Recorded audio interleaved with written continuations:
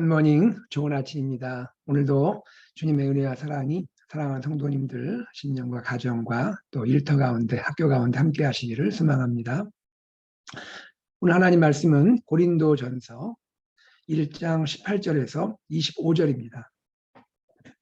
고린도전서 1장 18절에서 25절 말씀을 제가 봉독하겠습니다.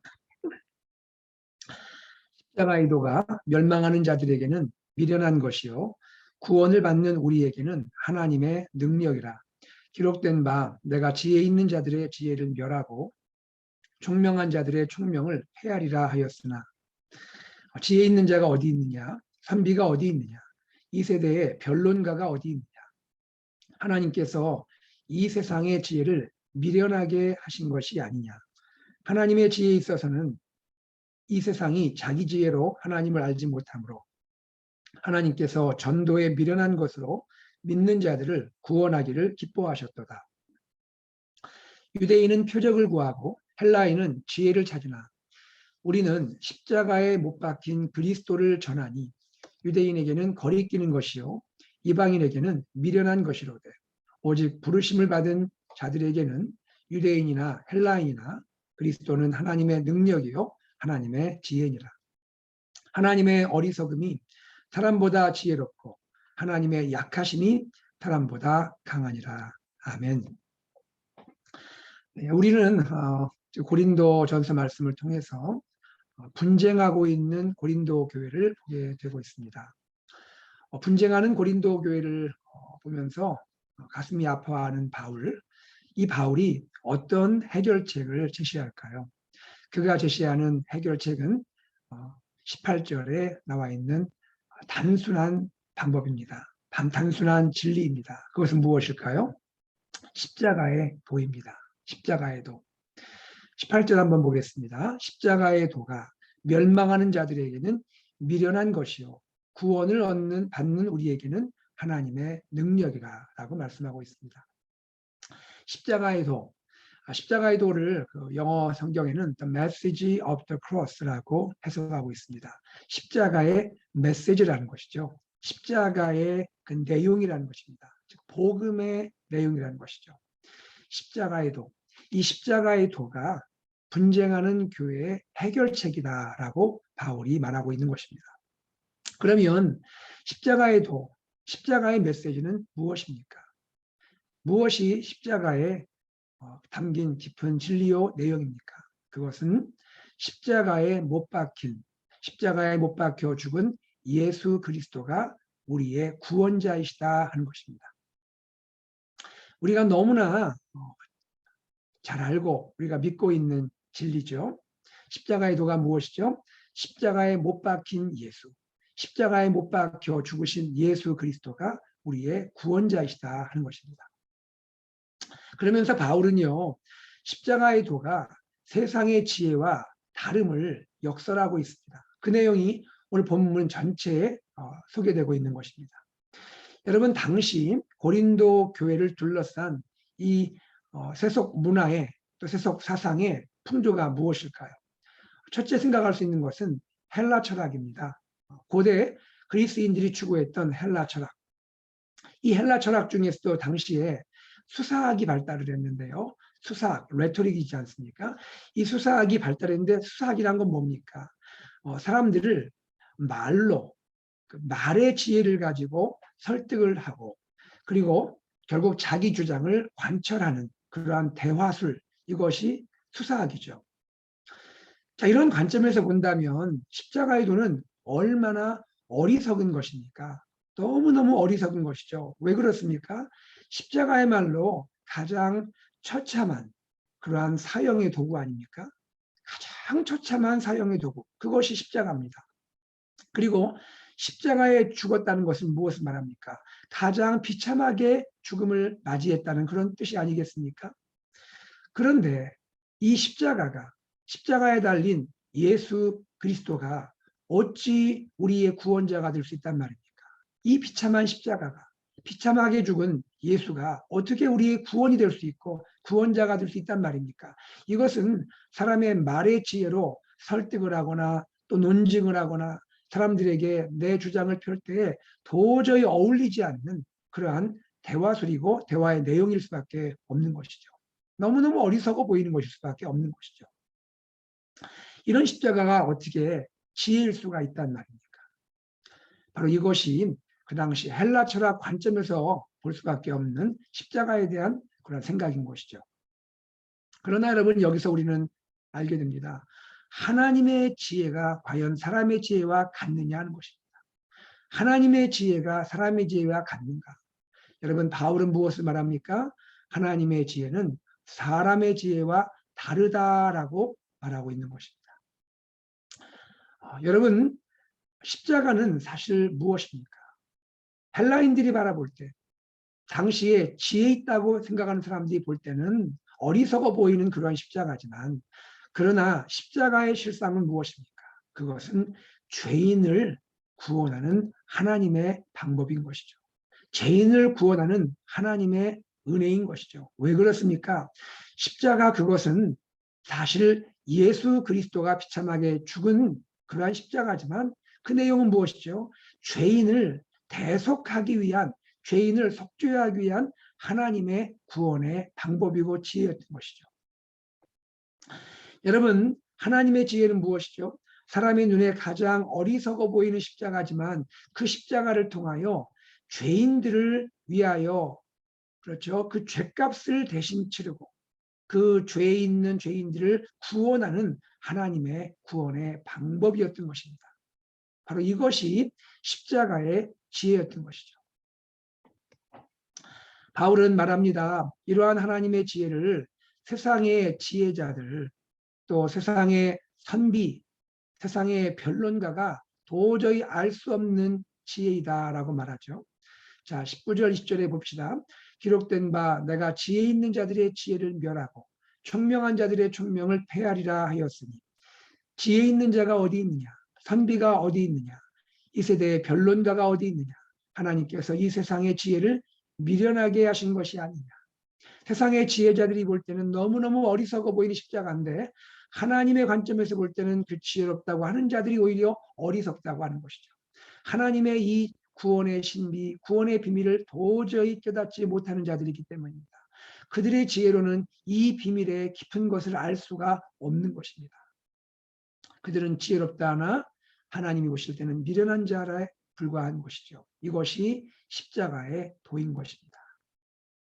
두 번째 생각을 해보죠. 고린도 교회를 둘러싸고 있는 그 당시 문화와 사상적인 풍조 중에 어떤 것이 있습니까? 유대인들의 생각이 있는 것이죠. 교회 안에 헬라인 이방인들도 들어와 있을 수 있지만 구원받은 유대인들도 있지 않겠습니까? 그리고 당연히 교회 밖에는 헬라인과 유대인들이 있지 않습니까? 그 유대인들의 생각에는 무엇이 있나요? 특별히 여러분, 유대인들은 22절에 보니까 표적을 구한다 했습니다. 헬라인은 지혜를 추구하지만 유대인은 표적을 구하는 사람들입니다. 표적이란 것은 무엇입니까? 외적인 증거죠. 표적이란 것은 드러나는 그러한 증거입니다. 생각을 해보십시오. 유대인들은 전통적으로 어떤 생각을 했습니까? 나무에 달린 자는 저주를 받은 것이다 라는 생각을 했습니다. 나무에 달린 자는 저주를 받은 것이다. 특별히 이 말씀은 신명기의 말씀에 기록되어 있는데요. 신명기 21장 23절에 보면 이런 말씀이 있죠. 나무에 달린 자는 하나님께 저주를 받았음이니라 라는 말씀이 있습니다. 이 말씀을 그들이 갖고 있는 상태에서 이 말씀을 그대로 표면적으로 적용을 해본 것이죠. 나무에 달린 자는 저주를 받은 것이라면 어찌 십자가에 달려 죽은 예수가 우리의 메시아가 될 수 있고 구원자가 될 수 있겠는가라는 생각을 하는 것이죠. 그는 단지 저주받은 자다라고 생각을 하게 된 것이죠. 예, 표면적으로 볼 때는 그렇죠. 문자적으로만 볼 때는 그런 것이죠. 그러나 여러분, 십자가에 달린 예수가, 그 예수님이 자신의 저주를 가지고 죽으신 겁니까? 그렇지 않죠. 예수님은 죄가 없는 분입니다. 죄에 대한 저주를 그 스스로 받을 이유가 없으신 분입니다. 그분은 하나님의 아들이시고 의로우신 분입니다. 그러면 그분은 누구의 저주를 담당한 것입니까? 죄인들의 저주를 담당한 것이죠. 다시 말해서 죄인들의 죄를 그분이 담당하신 것이죠. 죄 없으신 예수님이 저주를 담당하시고 죄 없으신 예수님이 죄인들을 대신해서 십자가에 피 흘려 죽으신 것이죠. 바로 이것이 십자가의 메시지이고 십자가의 진리인 것이죠.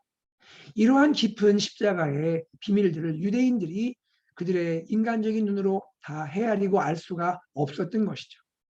그러므로 그들이 볼 때는 표적을 구하는, 겉모습만 추구하는 그들이 볼 때는 십자가의 도는 역시 미련해 보일 수밖에 없는 것이고 그것은 구원을 줄 수 있는 그러한 지혜가 아니라고 여길 수밖에 없는 것이죠. 이렇게 헬라인의 관점에서 보든 유대인의 관점에서 보든 십자가의 도는 어리석어 보일 수밖에 없는 것이고 미련해 보일 수밖에 없는 것입니다. 그것은 도저히 인간을 구원할 수 있는 그러한 방법이 아니라고 여길 수밖에 없는 것이죠. 그러나 이 모든 것은 인간의 어리석음을 보일 수밖에 없다는 것입니다. 하나님의 지혜는 인간의 지혜와 다르다는 것이죠. 바울은 이렇게 하나님의 진리의 말씀을 역설한 후에 그는 분명하게 말하고 있습니다. 그것이 무엇입니까? 23절입니다. 우리는 십자가에 못 박힌 그리스도를 전하니. 우리는 십자가에 못 박힌 그리스도를 전하니. 여러분, 이 바울의 담대한 선언을 한번 보십시오. 유대인은 표적을 구하고 헬라인은 지혜를 찾으나 우리는 십자가에 못 박힌 그리스도를 전한다라고 선언하고 있습니다. 사랑하는 여러분, 바로 이것이 십자가의 도입니다. 이것이 십자가의 메시지입니다. 사람들은 말로 사람들을 설득하고 사람들은 표적으로 사람들을 설득하고자 하지만 우리는 오직 십자가에 못 박힌 그리스도, 사람들이 볼 때 미련해 보이는 것이지만 그러나 이것이 하나님의 지혜이고 하나님의 구원이기에 우리는 십자가에 못 박힌 그리스도를 전파하노라라고 선언하고 있습니다. 바로 이것을 전하고 있는 것이죠. 이것을 전도를 통하여 전하고 있는 것입니다.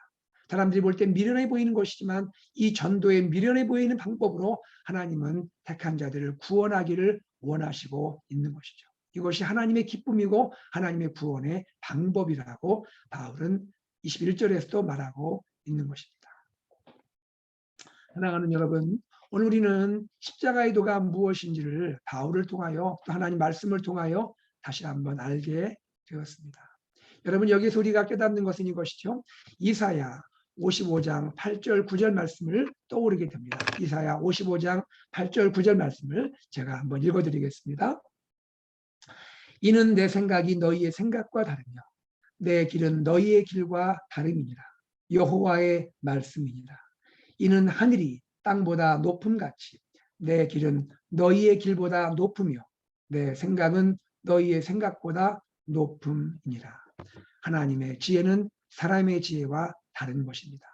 사람의 지혜가 도저히 알 수 없는 그 지혜가 하나님의 지혜였던 것입니다. 이 지혜를 주님은 창세전에 하나님을 예비하시고 때가 되어 그리스도 예수를 이 땅에 보내시고 그리스도 예수가 십자가에 못 박혀 죽게 하심으로써 하나님의 구원의 지혜를 우리에게 보여주셨고 성령께서 우리에게 이 구원의 진리, 복음의 메시지, 십자가도를 우리에게 알게 하심으로 우리의 마음을 열게 되어서 우리가 구주 예수 그리스도를 영접하여 하나님의 자녀가 된 것입니다. 이 놀라운 진리를, 이 놀라운 구원의 기쁨을, 감격을 이 세상이 어찌다 알 수가 있겠습니까? 그러나 하나님은 우리를 긍휼히 여기시고 사랑하셔서 이 놀라운 십자가에도 구원의 은혜를 베풀어 주신 것입니다. 할렐루야. 바로 이것이 하나님의 은혜인 것이죠.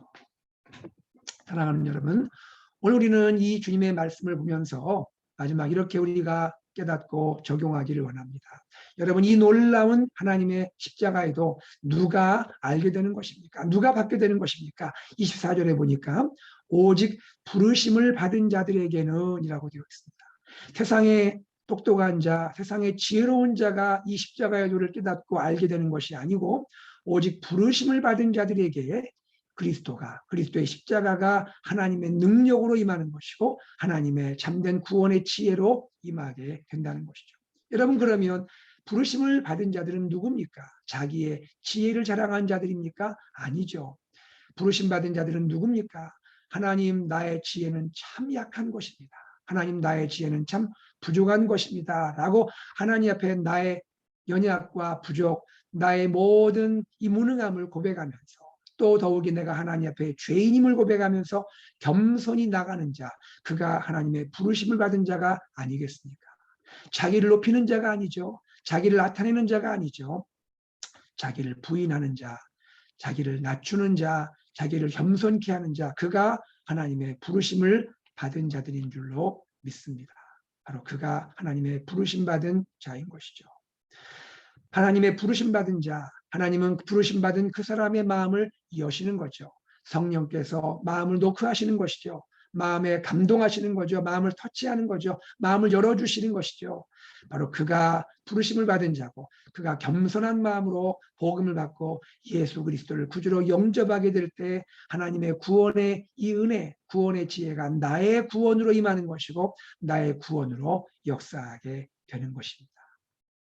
여러분, 오늘 우리는 이 말씀을 생각하면서 이 시대에도 우리 말씀을 적용할 수 있습니다. 여러분, 이 세상의 것들을 자랑하는 자는 십자가의 도가 미련해 보일 수밖에 없는 것이죠.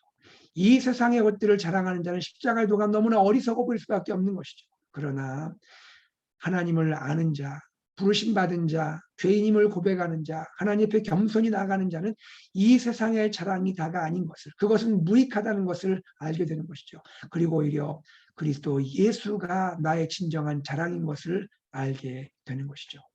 그 예수만을 자랑하고 그 예수를 위해 살게 되고 예수를 위해서 나를 내려놓을 수 있고 나의 주장, 나의 생각은 부인하고 주님을 따라 십자가의 길을 걸으며 주님과 함께 못 박힘을 고백하는 자, 그가 십자가의 도를 아는 자라 할 수가 있는 것입니다. 자, 그러면 다시 처음으로 한번 돌아가 보죠. 왜 이 십자가의 도가 분쟁하는 고린도 교회의 해결책이 될 수 있겠습니까?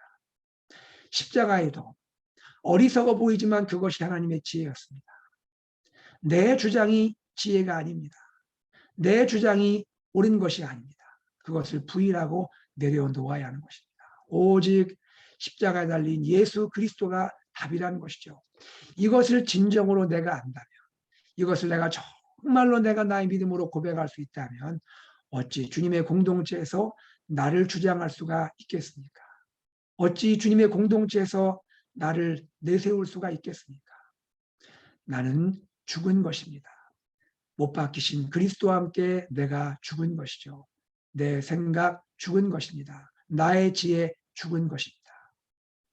내가 죽게 되면, 나의 자아가 죽게 되면 바로 그것이 하나님의 지혜의 방법이라는 것이죠. 내가 죽고 내가 부인하고 내가 없게 되고 오직 예수만 나타난다면 그 공동체가 어찌 분쟁이 있겠습니까? 어찌 다툼이 있겠습니까? 오직 주님의 은혜만 있는 것이죠. 주님의 사랑만 있는 것이죠. 주님만 높아지는 것이죠. 그리고 주님의 이름만이 증거될 줄로 믿습니다. 분쟁은 사라질 것이고 화목과 용서와 그리고 주의 평화만이 가득하게 될 것입니다. 여러분, 이것이 바로 바울이 말하고 있는 진정한 하나됨의 비밀인 것이죠. 내가 죽을 때, 내가 부인될 때 주님은 나타날 것이고 주님의 교회가, 주님의 몸된 교회가 하나 될 것입니다.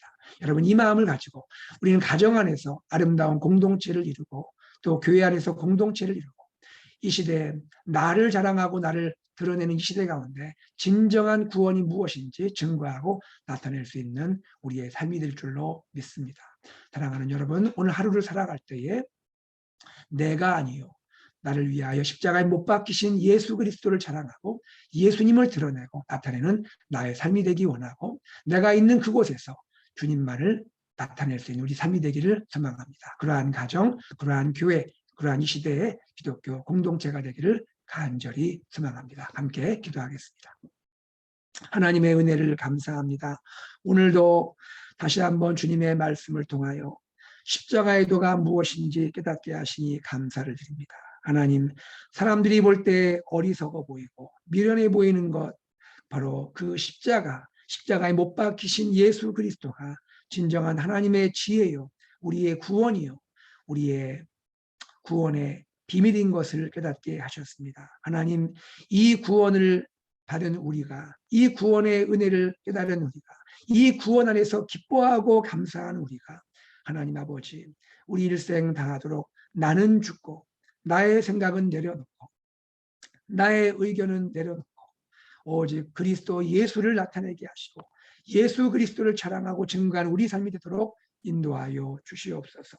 우리 가정 안에, 우리 교회 안에, 이 시대의 기독교 공동체 안에 하나님 오직 십자가에 못 박히신 예수 그리스도만 나타나며 그 예수를 우리가 자랑하고 그 예수를 전할 수 있는 우리의 삶이 되도록 축복하여 주시옵소서. 나를 위하여, 우리를 위하여 십자가에 못 박히신 주 예수 그리스도 이름으로 기도드리옵나이다. 아멘. 함께 기도하겠습니다. 말씀을 기억하면서 오 주님, 나의 삶에 못 박히신, 십자가에 못 박힌 그리스도가 분명히 나의 중심이 되게 하시고 십자가에 못 박히신 그리스도를 증거하는 삶이 되게 하여 주옵소서. 기도하시기 바랍니다. 우리 교회 비전을 위해서 기도합니다. 예수 산책 AKPC, 말씀 공동체, 제자 공동체, 미셔널 공동체를 향하여 우리가 나아가게 하여 주옵소서. 기도하시기 바랍니다. 우리 어린이 주일을 지냈습니다. 우리 사랑하는 어린이들, 우리 자녀들 다음 세대의 심장 속에 십자가에 못 박히신 그리스도가 온전히 임할 수 있도록 우리 예수님을 사랑하는 우리 어린이들, 자녀들 다음 세대도록 하나님 축복하여 주옵소서. 기도하시기 바랍니다. 성경 세미나, 레위기와 함께하는 말씀 산책 성경 세미나가 다음 주로 다가왔습니다. 우리 사모하는 마음으로, 기도하는 마음으로 성경 세미나 준비하고 참여하시기를 바랍니다. 이번 주에 있을 목자 목녀반, 우리 목자 목녀분들, 예비 목자 예비 목녀분들 사모하고 또 사랑하는 마음으로, 또 은혜를 사모하는 마음으로 함께 모여서 우리 목장을 위해서 간절히 또 기도하는 시간 되기를 바랍니다. 1:1 제자 양육 동반자 연결을 위해서 기도해 주시고, 장면 성경부 은혜 가운데 진행되길 위해 기도해 주시고요. 그리고 드림키즈 미니스트리 여름 사역 VBS와 서머 캠프를 위해서 중고등부 교사를 하나님께서 보내주시기를 위해서 기도해 주시기를 바랍니다. 대구 한준수 선교사님 가정과 사역을 위해 기도해 주시고, 우리 환우들을 위해서 기도해 주시기를 바랍니다. 함께 우리가 기도 제목 가지고 주님께 기도하며 나아가고 일상으로 나아가겠습니다. 기도하겠습니다.